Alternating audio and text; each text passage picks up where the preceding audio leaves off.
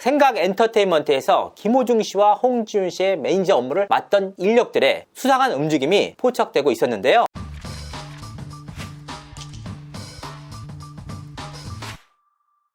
시청자 여러분 안녕하세요. 연예대통령 이진호입니다. 김호중 씨의 소속사인 생각 엔터테인먼트가 폐업 소송을 밟고 있습니다. 대표이사를 변경하는가 하면 소속 아티스트가 원할 시 그 어떠한 조건도 없이 놓아주겠다라는 뜻을 밝혔기 때문인데요. 사실 생각 엔터테인먼트는 트로트 업계에서 업계 2, 3위까지 치고 올라왔던 다크호스였습니다. 그런데 김호중 씨의 음주 사건으로 인해서 하루아침에 폐업 소송을 맞이하게 된 것인데요. 그런데 말입니다. 정말 많은 분들께서 김호중 씨의 소속사의 폐업 소송을 곱게만 바라보고 있지 않습니다. 생각 엔터테인먼트는 이제 가망이 없으니까 새로운 법인을 내서 새로운 사업을 영위하려는 것이 아니냐라는 의혹의 눈초리를 보내고 있는 것인데요. 그래서 그 부분이 사실이 맞는지 취재를 한번 해봤습니다. 생각 엔터가 왜 폐업 수순이라는 말이 나오는 걸까요? 생각 엔터테인먼트는 지난 27일 공식 입장을 통해서 사건 관련 임직원 전원 퇴사 및 대표이사직 변경을 결정했다라고 밝혔습니다. 이와 함께 매니지먼트 사업의 지속 여부에 대해서 검토하고 있다. 소속 아티스트의 의견을 최우선으로 하여서 협의 시 그 어떠한 조건도 없이 전속 계약을 종료할 생각이다. 사업 지속에 대해서 검토를 하고 있다? 그리고 그 어떠한 조건도 없이 소속 아티스트들을 놓아주겠다? 폐업 소송이라는 말이 나오지 않는 것이 오히려 이상할 정도입니다.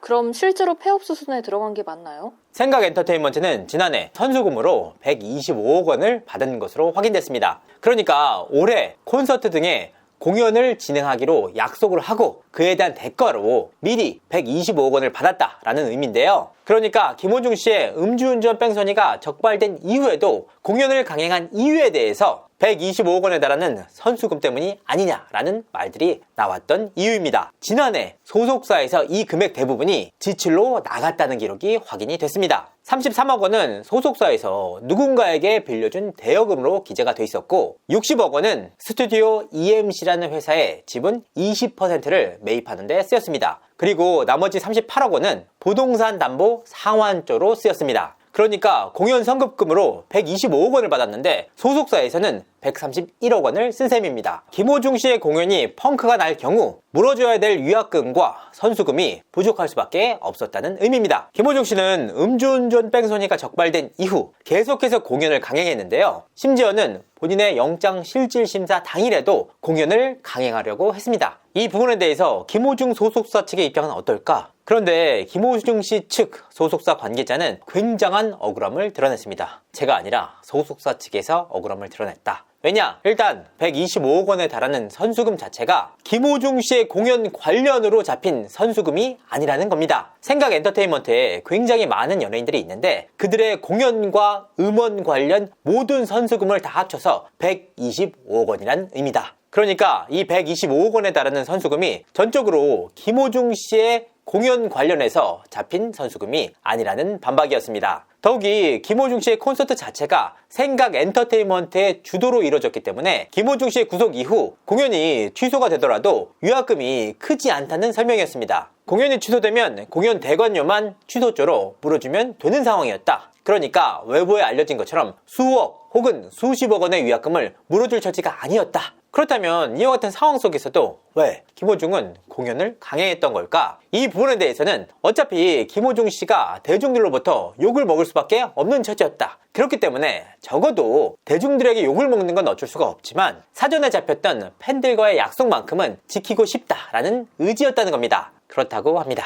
다만 법원에 구속영장 실질심사를 미뤄달라라는 요청을 냈지만 오히려 괘씸죄가成立이 되면서 기각을 당했다는 것이 우픈 현실이었습니다. 결국 김호중 씨가 구속을 당하면서 남아있는 공연들이 부득이하게 취소될 수밖에 없는 처지에 놓였습니다. 그러니까 돌려줘야 될 선급금과 위약금이 눈덩이처럼 불어나고 있다라는 의미인데요. 이 과정에서 생각 엔터테인먼트의 핵심 매출원인 김호중 씨마저 구속이 됐다. 그러니까 생각 엔터테인먼트라는 타이틀로 더 이상 매니지먼트 사업을 영위해 나가기 어려운 상황이 됐다는 의미입니다. 이번 폐업 수순이 눈 가리고 아웅이라는 말도 나오고 있어요.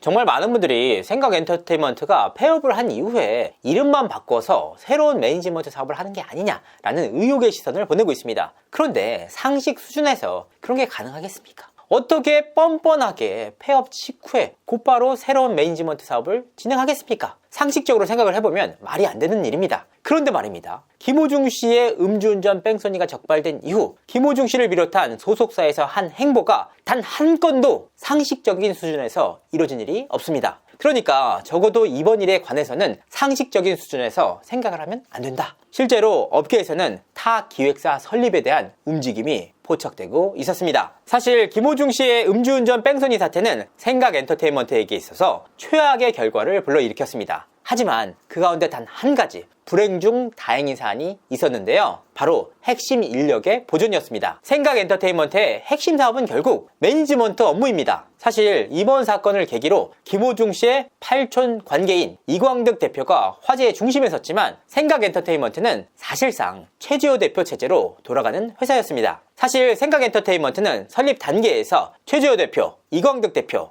정찬호 씨가 각각 지분 33.3%를 가지고 있는 상태에서 시작을 했습니다. 각각의 사업 분야에 대해서도 명확하게 업무 분담이 이루어졌는데요. 최지호 대표의 경우에는 매니지먼트와 공연 사업 쪽으로, 이광득 대표의 경우에는 철저하게 사업적인 부분 쪽으로, 정찬호 씨의 경우에는 연예계 인맥과 네트워크 쪽으로 업무 분담이 이루어졌습니다. 자, 그렇다면 최지호 대표가 실질적으로 오너인 것을 어떻게 알 수가 있느냐? 지분 관계를 보면 명확해집니다. 최초 시작할 당시에는 33.3%씩 시작을 했지만 그 이후에는 이광득 대표의 지분에서 5%를 그리고 정찬우 씨의 지분에서 5%를 빼서 카카오 엔터테인먼트에 10%를 매각했습니다. 이 과정에서 최지호 대표가 명확하게 33.3%의 지분을 획득하면서 최대 주주로 우뚝 섰는데요. 그 이후에 최지호 대표가 자신의 지분 3.6%를 SBS 미디어넷에 매각을 하긴 했지만 매각 이후에도 여전히 최대 주주로서의 지위를 굳건히 다지고 있었습니다. 그러니까 결과적으로 생각엔터테인먼트의 핵심적인 대표는 결국 최지호 씨인데 어찌된 일인지 이번 사건에 있어서만큼은 철저하게 베일에 가려져 있었습니다. 그리고 법적인 책임뿐만 아니라 도덕적인 비난 역시 이광득 대표가 모두 짊어지고 구속을 당하는 처지에 놓였습니다. 그런데 살펴보니까 이번 김호중 씨의 사태로 구속된 인물 2명이 결과적으로는 사업 부분의 핵심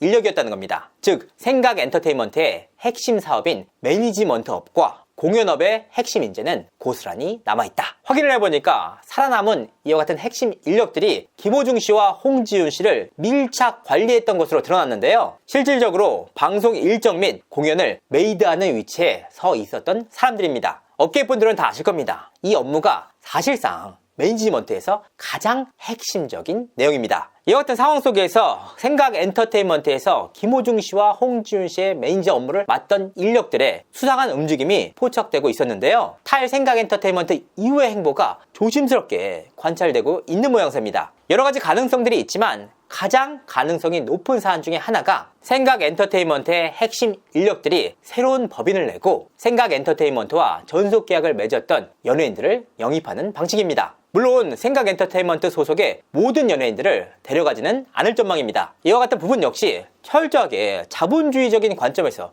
바라보면 좀 더 명확하게 보이는데요. 생각엔터테인먼트에서 가장 매출이 높은 가수들을 위주로 생각해보면 그에 대한 답을 찾을 수가 있습니다. 즉 홍지윤과 안성훈의 향후 거취를 살펴볼 필요가 있다. 출소 이후 김호중 씨의 행보 역시 마찬가지입니다. 이와 같이 매출을 많이 일으키는 가수들이 이후 생각엔터테인먼트 출신의 매니저와 손을 잡을지 지켜보면 그에 대한 답이 쉽게 나온다. 그런데 김호중 소속사의 지분을 왜 SBS 미디어넷이 가지고 있을까요? 네, 맞습니다. SBS 미디어넷은 뜻밖에도 생각엔터테인먼트의 지분 3.6%를 가지고 있는 주주였습니다. 그런데 이 부분에서도 굉장히 흥미로운 사실 한 가지가 있었습니다. 왜냐? SBS 미디어넷에서 생각엔터테인먼트 지분 3.6%를 매입한 이후 생각엔터테인먼트에서 스튜디오 MNC라는 회사의 지분 20%를 취득을 했다는 겁니다. 그것도 60억 원이란 거액을 들여서 말입니다. 확인을 한번 해보니까 스튜디오 MNC라는 회사가 태영건설과 관계가 있는 TY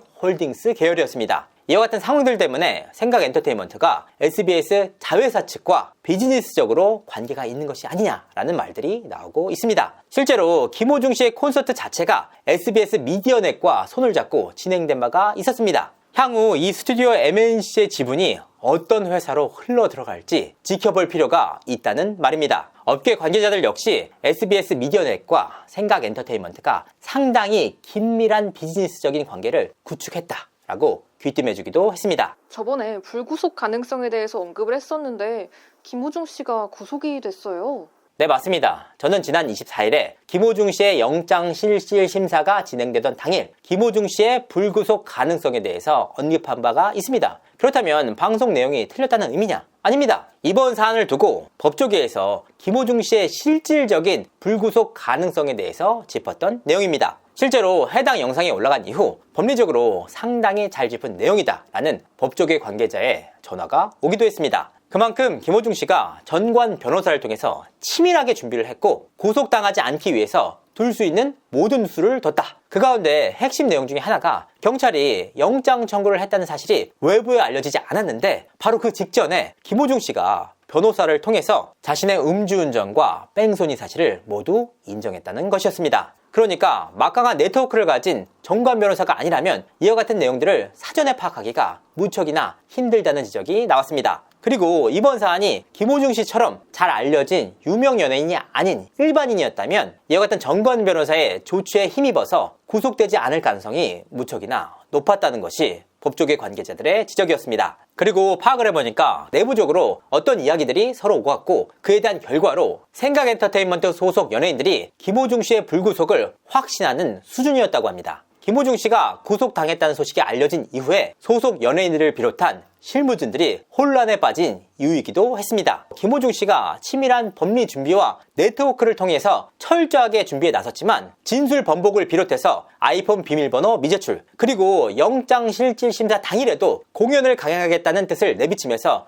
이와 같은 괘씸죄들이 누적이 됐다. 결과적으로 법원에서도 일벌백계 차원에서 김호중 씨를 전격 구속시키는 판결을 내렸다. 누굴 탓하겠습니까? 다 자업자득입니다. 하지만 김호중 씨 측에서는 이와 같은 결과에 대해서도 굉장히 강한 아쉬움을 드러냈는데요. 수사 진행 과정에서 너무나도 많은 사안들이 언론을 통해서 실시간으로 생중계가 됐다는 겁니다. 사실 김호중 씨가 이와 같은 수사 과정에서 거짓말을 한 것은 팩트다. 그리고 그에 대한 비난을 마땅히 받아야 되는 것도 어쩔 수 없는 현실이다. 그럼에도 불구하고 수사 자체가 기본적으로 비공개가 원칙이 아니냐. 하지만 수사가 진행되는 과정에서 언론을 통해서 실시간으로 관련 사안들이 공개가 되면서 김호중 씨 본인이 반성하고 인정할 타이밍조차 놓쳤다는 것이 이 안타까움의 핵심 내용이었습니다. 네, 그렇습니다. 소속사 측의 입장이라는 거 다시 한번 전해드립니다. 만약 김호중 씨가 이번 사태를 통해서 구속되지 않았다면 사법부에 대한 신뢰가 다시 한번 깨질 수밖에 없는 사안이었다. 대승적인 차원에서 법원에서도 구속을 결정한 것으로 보인다. 사실 너무나도 당연한 결과지만 이번 일을 통해서